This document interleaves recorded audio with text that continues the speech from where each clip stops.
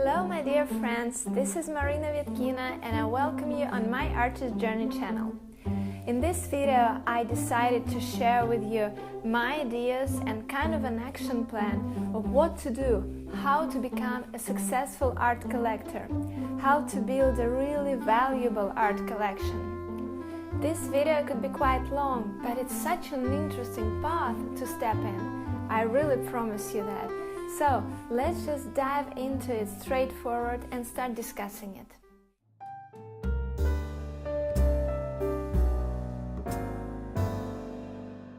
First of all, let's define what is a collection of something and what is just a random pick of unrelated items. Actually, here is the clue in this word: unrelated. A group of objects becomes a true collection as soon as they are related, some kind of linked by a certain feature. Let's say have a strong relation one to another. And this relation, this link could be quite broad, like let's say style of painting, imagine Impressionism. But a really good collection that stands out is always way too precise and focused. We'll talk about it in detail later in this video. Going back to basics. Now we understand that to become a collector we need to define what we would collect and stick to that subject. You may say, well, I love paintings in general and I also like sculptures and I like this and that. Why cannot I just continue or just start acquiring the things that speak to me, things that I like, and that would be my collection? Well, of course you can go this way, not setting any artificial limits to what you like to collect. However, you should understand that in this case you are just buying something just to please your own self and say decorate your house.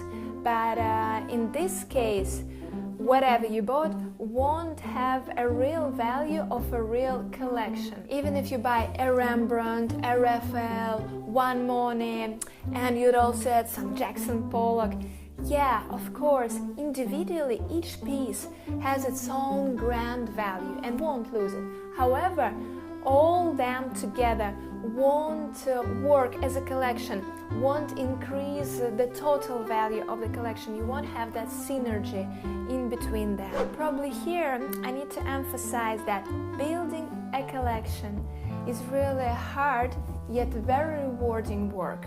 Or when you need to invest your time, your knowledge, your resources, eventually money. If you don't feel like going into that and literally dig down that subject, probably you should just happily buy whatever you like, no matter if those pieces would be interrelated between each other or not. And of course be happy. For those of you who really think that they love history, they love art, they want to become owners of real hidden gems and unique pieces, welcome to the rest of the video. And the first advice that I once received myself from a very reputable and actually world-famous art collector was this: you have to carefully choose the very precise subject and become an expert in it. By that I mean that if, for example, you like Impressionists, try to concentrate on the very beginning of this movement and try to find only best masters of it. Limit yourself to a certain country and a certain time period, certain school. I'm sure you're thinking like, what's the problem with the Impressionists of the end of 19th century or those of today? Please remember, they are more than great for decorative purpose, but they won't really bring you value in terms of history of art, and thus they won't increase the total value of your collection. There is another tip for you to remember: everything should be made in right time. Each fruit has its own season. Another example: there were myriads and myriads of artists in 19th, 20th, 21st century who were trying to paint in realistic style and techniques of old masters. However, what purpose were they serving? Because those goals were achieved several centuries before by actual pioneers of that style. Everything like that made years after was just an imitation and thus didn't have significant value in art history and art market. So remember, to make a better, a solid, a good collection, when you've chosen a style, just try to concentrate on best representatives of it, not later copycats. Here we come to another important point. How would you know who is good or bad, who was the first and who copied? Here we go. Now you have to study the selected period and get as much knowledge as possible. Become an expert yourself. Here is actually the second reason a collection to be focused, because it's absolutely almost impossible to be an expert in each and every discipline of art of all the times. Let me just digress for a moment and share with you some hints of what subject could be chosen to your collection. I guess that a collection based on a group of artists from one time period, from one country, representing one painting style and one school, that's quite obvious and understandable, you know what to do. However, there is another option. We can choose a certain style that was dominant in that period of time in past or now, like say Biedermeier, and collect all artifacts of that time period in that style. That means that could be not only paintings, but furniture, sculptures, books, decor, anything you could imagine from that epoch that could actually add to the value and the perception of your collection in that style. Just imagine how interesting it could be and how far you can actually go. So this kind of collection would be focused on revival of a spirit of a certain time period. However, going back to our action plan, now when you've chosen what you'd like to collect, when you've chosen your subject, we now need to understand where can we get those pieces. And here we go, define a budget. I suppose many of you think, well, if I had big bucks, I won't have any problem. I'll just go and buy all the best things and have all the best collection. As soon I am limited on my budget, I have nothing to do in art collecting. Actually, that's only true for those who don't want to or don't have time to invest in getting knowledge in chosen topic. Then yeah, basically the only way would then be just to go to reputable, well-known art auctions and just buy good items there, but prepare to invest heavily then. However, in my opinion, that's the least interesting way to becoming an art collector.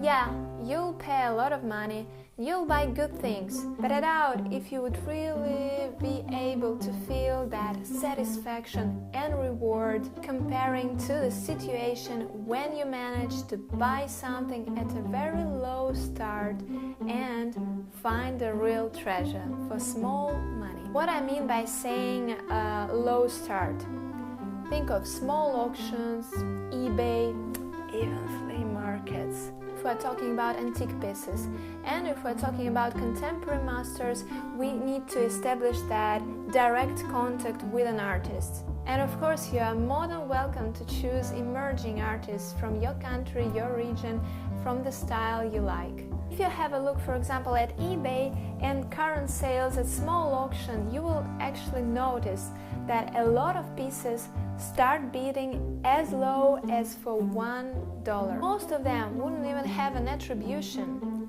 What does that mean for us? That if we are expert, that is our chance to spot a real treasure and buy it for a symbolic sum. To be able to do that, we have to be those connoisseurs and invest in research, of course. Last thing that I actually wanted to talk about to wrap up this huge topic that we just briefly overviewed is the contents of the collection. Is it required to have only best pearls of collectible items to form a really good collection? Nope. Actually, 2-3 really good pieces are enough.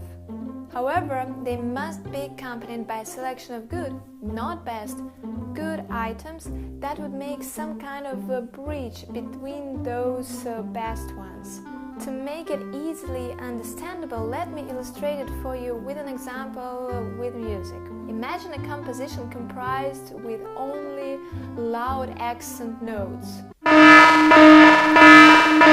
bam, bam, bam. You wouldn't want to listen to it for too long because it's absurd. A good musical composition always has its ups and lows, which are linked in between by a neutral melody. The same thing with art collection. To finally build an interesting one, you just have to find from 2 to 3 significantly valuable art pieces, and all the rest should be neutrally good to make all the best shine brighter. So let me summarize our action plan. First of all, choose the subject and limit it wisely. Secondly, become an expert in the chosen topic. And thirdly, select sources for acquisition and start hunting.